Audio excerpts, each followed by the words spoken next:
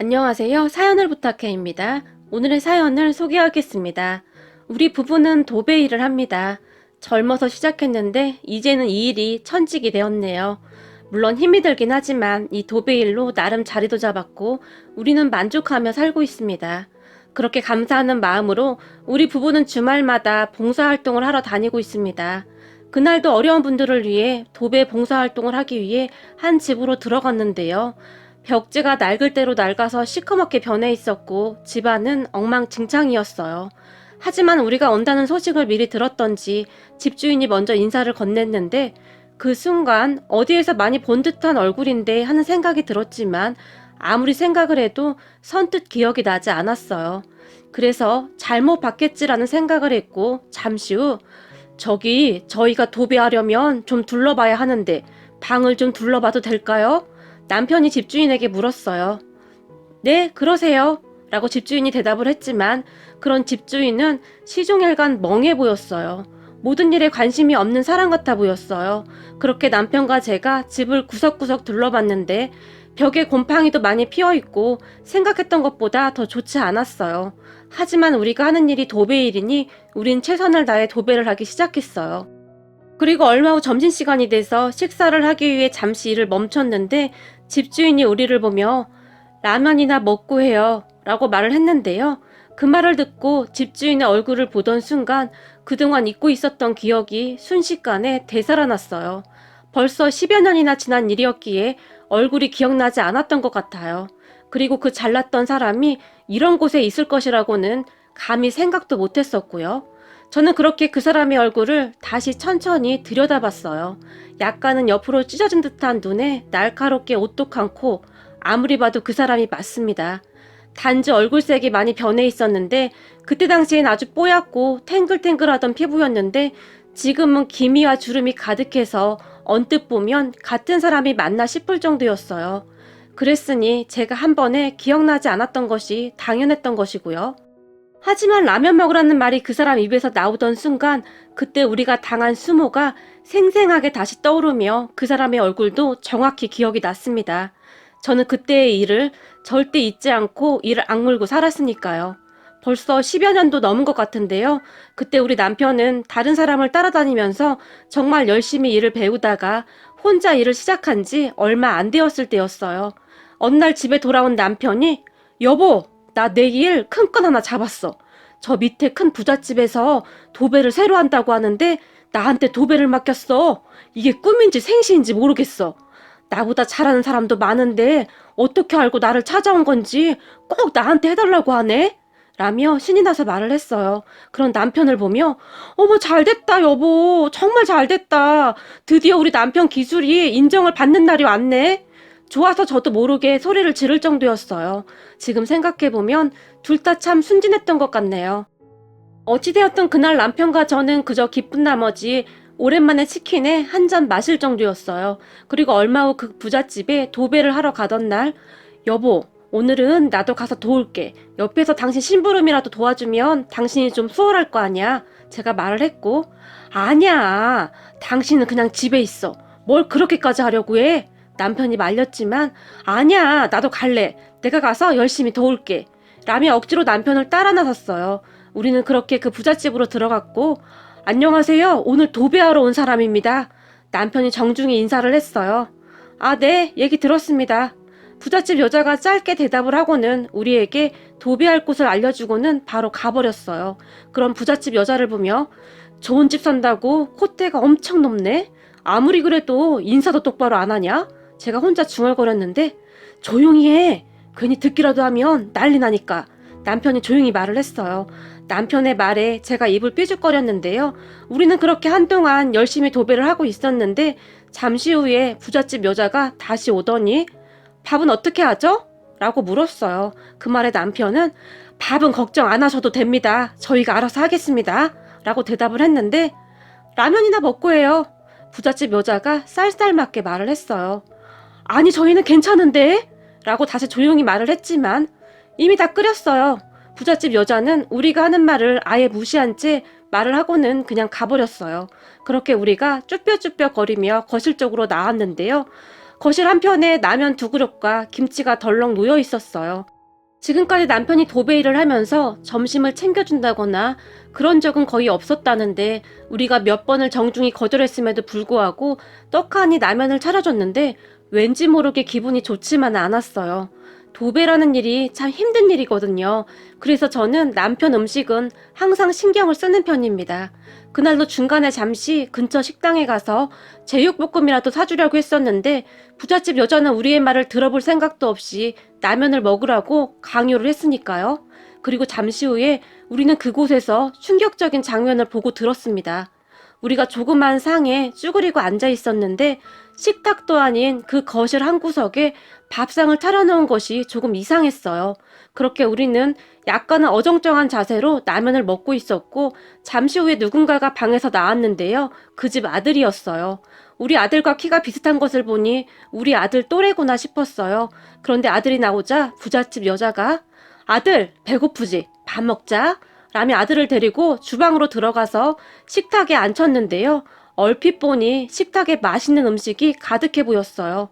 그런 음식들을 보니 우리가 더 초라해질 수밖에 없었는데요. 정말 비참했다고 해도 과언이 아니었어요.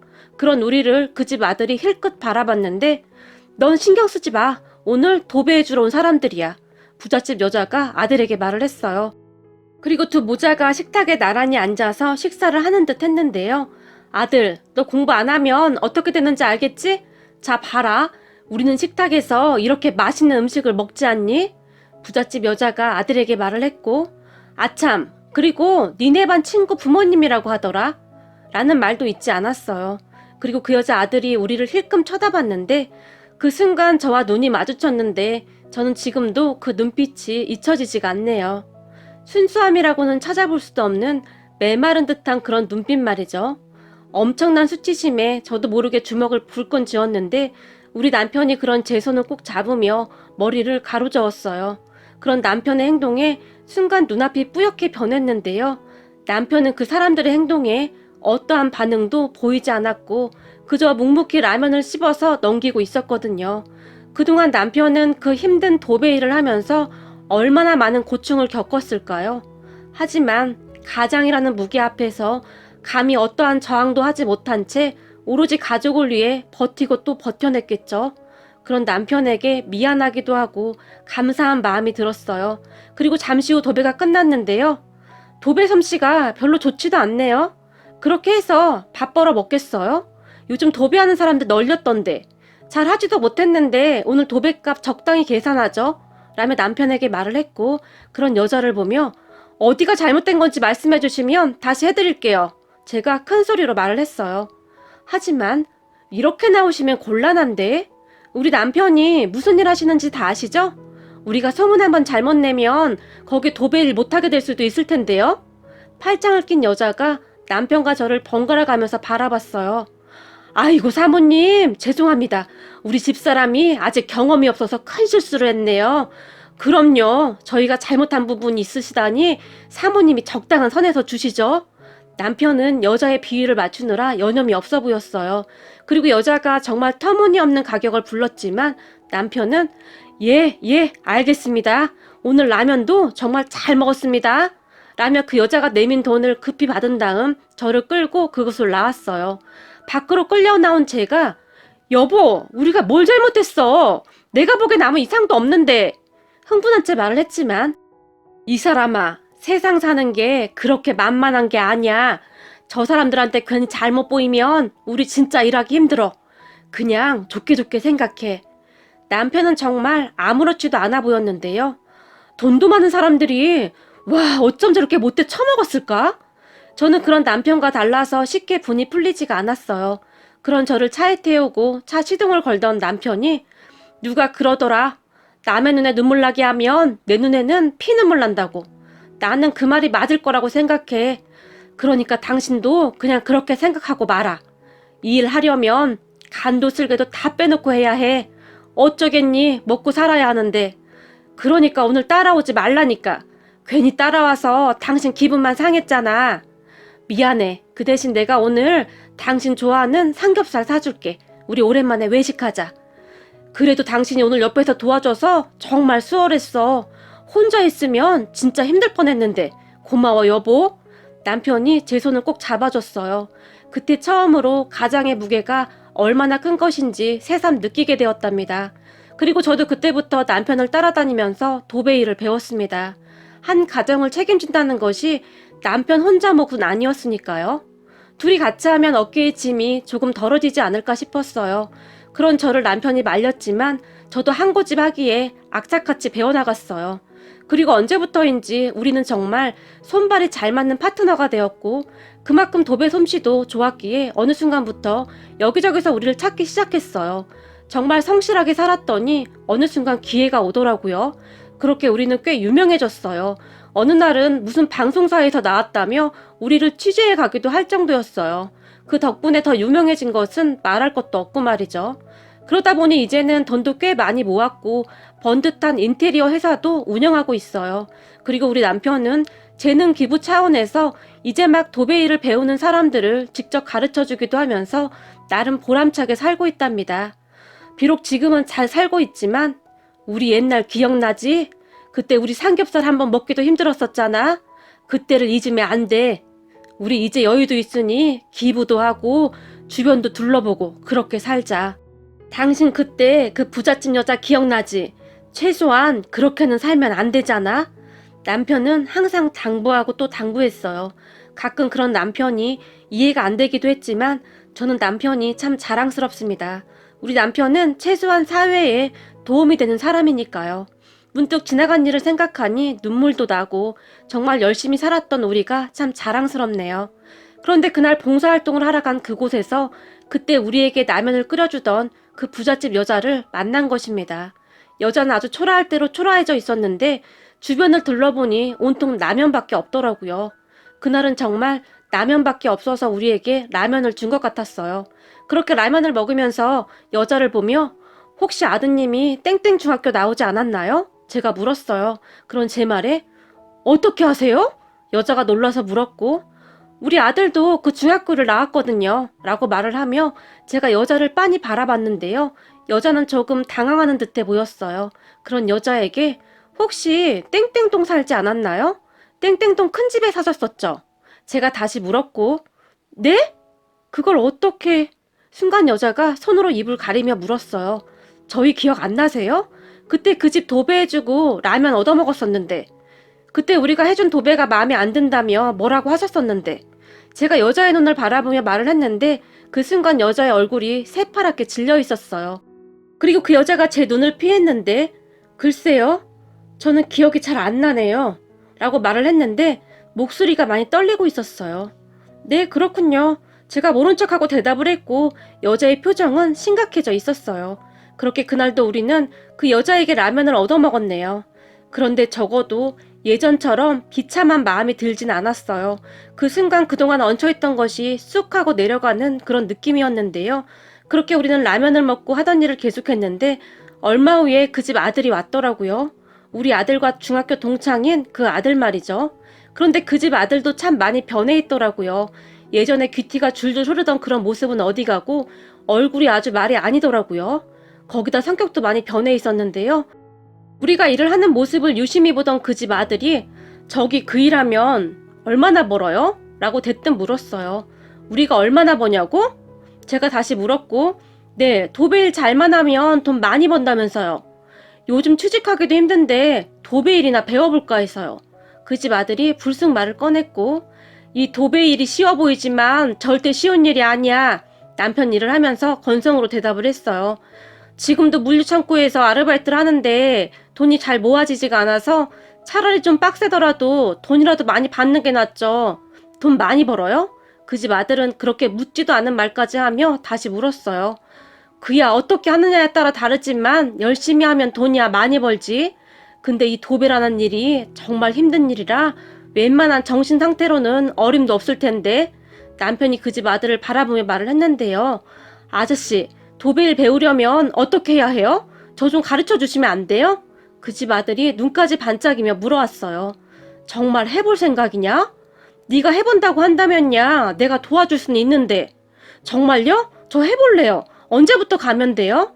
그 집 아들이 다시 간절한 눈빛으로 물었어요. 그런 모습을 보며 마음이 아팠던지 남편이 그 집 아들에게 명함 한 장을 줬어요. 그리고 명함을 받아들던 그 집 아들이 와, 아저씨 도배만 하시는 줄 알았는데 회사 사장님이에요? 그런데 이런 일을 왜 하고 있어요? 원래 사장들은 편하게 입고 그런 거 아닌가요? 우리 아빠도 옛날에 사장이었는데 이런 막일은 안 하던데? 신기한 눈으로 우리를 바라봤고, 우린 받은 만큼 돌려주는 거야. 지금은 일을 하는 게 아니라 봉사활동을 하고 있는 거니까. 남편이 말을 했고, 아, 그렇군요. 그럼 저 내일부터 가도 돼요? 그 집 아들은 이미 마음을 굳힌 것인지 아주 간절해 보였어요. 그럼 내일 와서 그 번호로 전화하거라. 근데 너 혹시 우리 아들이랑 네가 동창인 건 알고 있니? 혹시나 해서 미리 말하는 거다. 남편이 말을 했어요. 진짜요? 신기하네. 그럼 더 잘 된 거 아니에요? 아니, 그게 아니라 우리 아들은 우리 회사에서 전반적인 것을 관리하고 있는데 혹시 네가 들어오게 되면 너는 처음부터 배워야 하는데 너 기분 나쁘지 않겠냐고. 남편이 자세히 말을 해줬지만 네, 저는 괜찮아요. 그러니까 걱정하지 마세요. 그 집 아들이 아주 자신만만하게 대답을 했어요. 그리고 잠시 후에 그 집 여자와 아들이 잠시 투닥거리는 것 같았는데 네가 그걸 왜 배워? 말이 돼? 여자가 아들에게 화를 내는 듯 했어요. 그럼 지금 방법 있어? 아빠는 사고 쳐서 거기서 언제 나올지도 모르고 엄마는 지금 천식 때문에 병원 계속 다녀야 하는데 병원비도 간당간당 하잖아. 내가 지금 찬밥 더운밥 가릴 때야? 그 집 아들이 큰 소리로 말을 했어요. 참 사람 인생 모르는 일이라고. 그 잘 살던 부잣집이 어쩌다 그렇게 되었는지 그 모습을 보니 무섭기까지 하더라고요. 그렇게 우리는 집에 돌아왔고 남편이 여기저기 수소문해서 알아본 것 같은데 그 부잣집이 한참 사업이 승승장구하고 있을 때 무리하게 해외에 투자를 많이 했던 모양인데 그 사업이 잘못돼서 부도가 났다고 하네요. 그 바람에 그 사장은 법적으로도 크게 잘못된 게 있는지 몇 년 뒤에야 그곳에서 나온다고 하고요. 참 사업이라는 것이 망하려고 하니까 그렇게 순식간에 망하기도 하더라고요. 어찌되었던 그래도 우리는 그 소식을 듣고는 참 안 됐구나 싶었어요. 그렇잖아요. 그렇게 잘 살던 사람들이 그렇게 되었으니 얼마나 힘이 들었겠어요. 그리고 다음날 그 집 아들이 회사에 찾아왔는데 도배 기술만 배울 거라고 생각했다가 나름 회사 규모가 큰 걸 보고 놀라는 눈치였다고 합니다. 문제는 사람 본성은 절대 안 바뀐다고 우리 회사에 들어온 그 집 아들이 자꾸 문제를 일으켰는데요. 처음에는 정말 열심히 배우는 듯 했어요. 하지만 시간이 지나면서 우리 아들에게 지시를 받는 날도 많아졌는데 그게 기분이 나빴던지 사람들에게 예전에 우리 집 도배 해주는 것들이었는데 그때 라면 쪼가리 얻어먹던 것들이 참 많이 컸다. 우리 아빠 사업만 그렇게 안 됐으면 감히 비교도 안 되는 그런 집구석인데 라는 말을 하고 다닌 모양입니다. 그 집 아들이 그러한 말을 하고 다닌다는 사실을 우리 아들은 이미 알고 있었다는데요. 한동안은 그냥 모른 척 했던 것 같아요. 그러던 어느 날 그 집 아들이 뭔가를 잘못해서 우리 아들이 싫은 소리를 했던 모양입니다. 하지만 우리 아들이 싫은 소리를 할 정도면 뭔가 크게 잘못되었다는 건데요. 우리 아들에게 싫은 소리를 들은 그 집 아들이 야, 너랑 나랑 동기 동창인데 좀 살살 하자. 친구끼리 너무하지 않냐? 직원들 앞에서 객기를 부린 것 같은데요. 그 말을 들은 아들이 이종민 씨, 공과 사는 구분하시죠? 여기는 회사입니다. 단호하게 말을 했다고 하는데요. 학교 다닐 때 내 앞에서 고개도 못 들던 인간이 많이 컸다. 옛날 생각나게 내 친구들 다 부를까? 그때로 한번 돌아가봐? 라는 어이없는 말까지 했다고 하는데요. 그 순간 그 순하기만 하던 우리 아들이 그게 자랑이냐? 나는 평생 잊혀지지가 않아. 그때 우리 아빠가 니네 집 도배해주고 온 다음날 네가 우리 반 친구들한테 야, 쟤네 아빠 어제 우리 집에서 도배하다가 쭈그려 앉아서 라면 먹는데 아, 겁나 웃겼어. 너도 나중에 너네 아빠한테 도배나 배워라. 네가 그랬잖아, 이 한심한 인간아. 라며 내쫓아버린 듯 한데요.